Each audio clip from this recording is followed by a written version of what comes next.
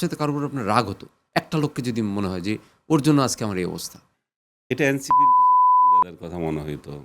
মানে খামাখা আমার বিরুদ্ধে তারা এটা তুলেছে। বাইরে থেকে ২ পলাতক ইউটিউবার সবসময় ছিল। ওদের প্রতি রাগ হইতো না। ওরা তো এরকমই। মানে পলাতক ইউটিউবার যে পিনাকি, তারপরে আরেকটা আছে নিউ ইয়র্কের, নাম উচ্চারণ করতে চায় না, এরকম এত দুর্গন্ধযুক্ত এগুলা। আরিসালাম ভাই আপনি আম কেমন আছেন? আছি, ভালোই আছি ইনশাআল্লাহ।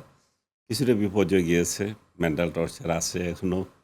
তারপরেও বলব ভালো আছি। যে দুঃসহ জীবন এর আগে ৩ মাস ভোগ করেছিলাম, যেটা যারা একবার অভিজ্ঞতা অর্জন না করবে তারা জানবে না। আর যখন আবার এমন একটা পরিবেশ, যখন আপনি জানেন না আপনার জামিন হবে কি হবে না। ওই যে আপনারা গান গাইছেন একটা, আমার জেল হবে কি ফাঁসি হবে। সেরকম একটা অবস্থায় যখন থাকেন, অনিশ্চয়তার মধ্যে থাকে, তখন আরও বেশি কষ্টটা হয়। তো আল্লাহ এটা থেকে রক্ষা করেছে। বিশেষ করে ঈদের আগে মুক্তি পেয়েছি, ঈদ করতে পেরেছি পরিবার পরিজনদের সঙ্গে, বন্ধু-বান্ধবদের সঙ্গে।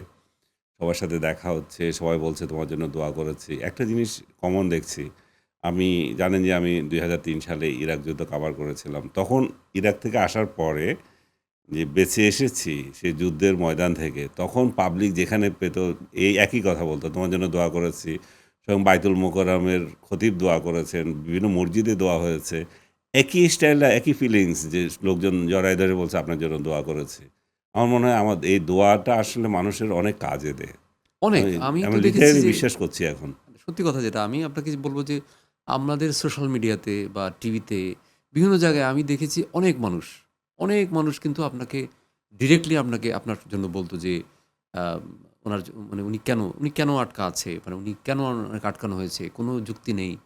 তো জেল জীবনের কথা অনেক কিছু শুনবো। কিন্তু একটা কথা আমার মানে আপনাকে মনে হয়েছে যে কোনদিন কোয়েশ্চেন মানে আপনাকে যদি পাই, এই কথাটা আগে জিজ্ঞেস করব। যা কোয়েশ্চেন আছে করে ফেলেন আজকে। তা যেটা আমার মনে হচ্ছিল যে জেলের ভিতরে সবচাইতে কার কথা আপনার মনে হতো সবচেয়ে বেশি? যে আপনার প্রিয় একটা মুখ। বারবার মনে হতো যে ওকে আমার খুব বেশি মনে হচ্ছে। সেই একজনের নাম বলতে পারবেন আপনি? জেলে আমার সবচেয়ে বেশি মাঝে মানে মানে সবার কথাই মনে হতো। বিশেষ করে আমার ছেলে-মেয়ে কী অবস্থায় আছে, ওয়াইফ কী অবস্থায় আছে। এটা বেশি মনে হতো। ফ্যামিলির লোকদের কথাই বেশি মনে হতো। কিন্তু আরেকটা জিনিস আমার বেশি মনে হতো, সেটা হচ্ছে আমার চাচা। উনি মারা গেছেন ২০২০ সালে। বখতিয়ার উদ্দিন চৌধুরী, উনার কথা আমি বারবার বলি।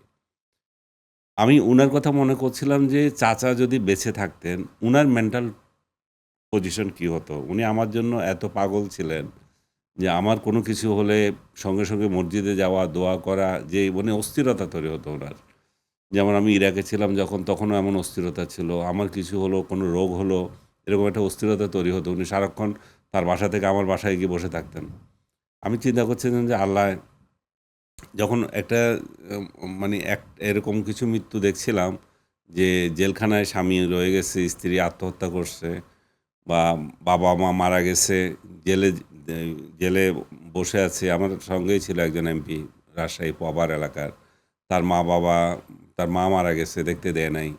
এই যে পরিস্থিতিগুলো, আমার তখন মনে হতো যে চাচা যদি আজকে বেঁচে থাকতেন, যে কি যন্ত্রণাটা আমার হতো, বা আ আ মানে উনার কি হতো?